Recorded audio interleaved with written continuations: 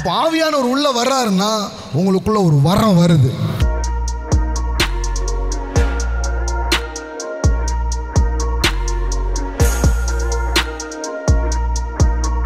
எல்லாம் சொல்லுங்க, அவர்கள் எல்லோரும் பரிசுத்த ஆவியினாலே நிரப்பப்பட்டு தங்களுக்கு தந்தருளின வரத்தின்படியே. அப்போ இன்னொன்று சொல்லட்டுமா, ஆவியானவர் உள்ள வரும் பொழுது 9 வரம் இல்லை. பாருங்க, சில நேரத்தில் ஆவியின் வரங்கள் 9 அப்படி சொல்லிடுறோம். அப்படி கிடையாது, அது 9000 கூட இருக்கும். சும்மா அப்படி 9ன்றதை ஒரு இதுக்காக சொல்கிறாங்க. ஆனால் 9 கிடையாது, அது 9 போயிட்டே இருக்கும். 770ன்னா என்னது, அன்லிமிட்டட்னு அர்த்தம். இப்பொழுது இருக்கிறதை பார்க்கிலும் 1000 மடங்குனா என்னது,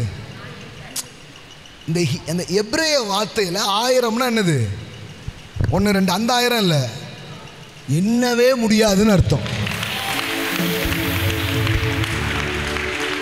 1000னா என்னது, என்னவே முடியாது, அதான் அர்த்தம். அங்கே பாருங்க, அப்போ ஆவியானவர் உள்ள வர்றாருன்னா உங்களுக்குள்ள ஒரு வரம் வருது. எத்தனை பேர் வரங்களை வாஞ்சிக்கிறீங்க? கமான் பண்ணுங்க பார்க்கலாம், அப்படி பண்ணுங்க பார்க்கலாம். Holy Spirit, I receive the gift. I receive the gift right now. என் தொழிலை செய்ய, சபையில் ஊழியத்தை செய்ய, மக்களை ஆசீர்வதிக்க எனக்குள் இருந்து இதுவரை வெளிப்படாத வரங்கள், இதுவரை வெளிப்படாத கிஃப்ட்ஸ் மேனிஃபெஸ்ட் ஆவதாக, வெளியே வருவதாக. ஆமென், ஆமென். தங்களுக்கு தந்தருளின வரத்தின்படியே வெவ்வேறு பாஷைகளை. அப்படின்னா ஒவ்வொருத்தருக்கும் வேற வேற கிஃப்ட். ஆமென். எல்லாம் சொல்லுங்க, ஆவியானவர் உள்ள வரும் பொழுது வரங்கள். ஆமென்.